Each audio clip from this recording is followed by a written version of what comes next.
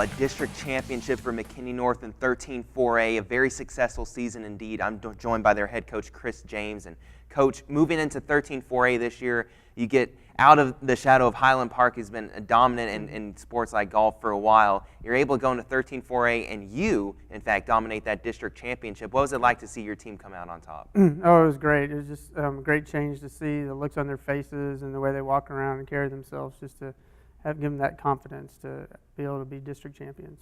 You won by a 47-stroke margin as a team over Wiley East, who was second, and Lovejoy was third. And going into that, did you know that your team was going to be able to put up that kind of performance and have that wide of a gap?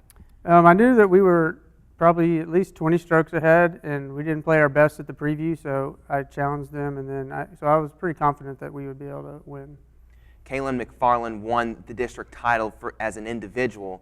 And that is an accomplishment as well, because sometimes other teams, even though as a team they might not beat you, they have one individual that scores really well. But Kaylin was able to have the best score on the course through that two-day event. What impresses you the most about her game?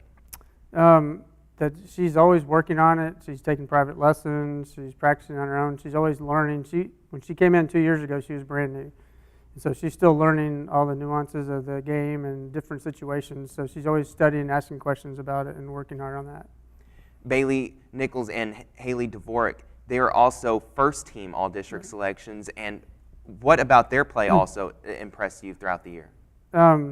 Bailey switched off with Kaylin as the number one on scoring. And she'd actually, on the two previews at our district course, she had the lower score. And I challenged her and Kaylin about not only winning districts, but doing good as medalists. And Bailey ended up getting third place overall. And then Haley, she had some of her lowest rounds at districts when we really needed that number 3 spot to keep the competition at her heels. And so she did really good doing that. And then in the regional tournament, your team finishes 9th out of the 15 teams at the regional tournament. And they just about met your expectations going in, because obviously the likes of Prosper and Highland Park were going to be well ahead of everybody in the regionals. But a very respectable finish for your team, and you had 2 players right around that top third cut line. Right, yeah, I was real excited about that. We struggled at the regional preview around spring break, and I just challenged them. I said, look, here's your scores. Let's try to improve on that and just do the best we can. And those 2 girls shot well below what they shot at the last tournament, and actually as a team we shot over 40 strokes lower the first day and second day, so I was real proud of them for that. And not easy to shoot those rounds under 100, especially at a course that they aren't as familiar with throughout the year. And so with the performances like McFarland, who shot and finished 30th, and you have Bailey Nichols that finished 33rd. Going into next year, I know you lose some seniors, but especially for Kaylin, who's coming back, you know, only better things can come from her. Right, yeah. She's worked hard on her game, like I said, with her extra private lessons, and she also has a summer tournament schedule, so she stays busy year-round in golf and really works hard at it. What are you going to miss the most about the 3 seniors that are leaving your team from this year's top 5? Probably the experience at playing varsity tournaments. Bailey played all 4 years at varsity, and Haley played for 3 years, then Andrea for 2.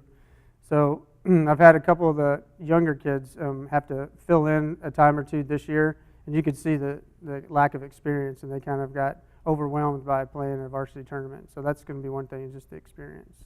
Anne-Marie Kessler will come back for you, and she was one of those second-team all-district selections. What are you most looking forward to her about improving through the offseason going into next year? Very similar. She has a similar work ethic as Kaylin. She takes lessons all the time, which I encourage all my golfers to do, and then she also has started setting up her tournaments for the summer just to keep that experience going. And so that's one of the things I'm excited about.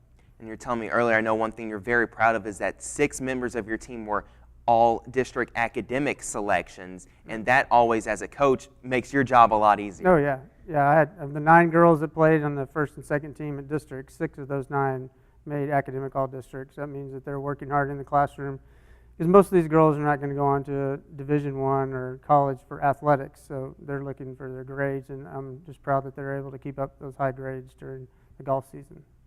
You have a lot of freshmen that are going to come in next year that you feel like could make a big impact on the golf team, and you have tryouts coming up this week. They were rained out previous week, so now you have to move them here. What is the format of your tryouts? I have them come out, and I kind of observe them on the driving range and the short game area.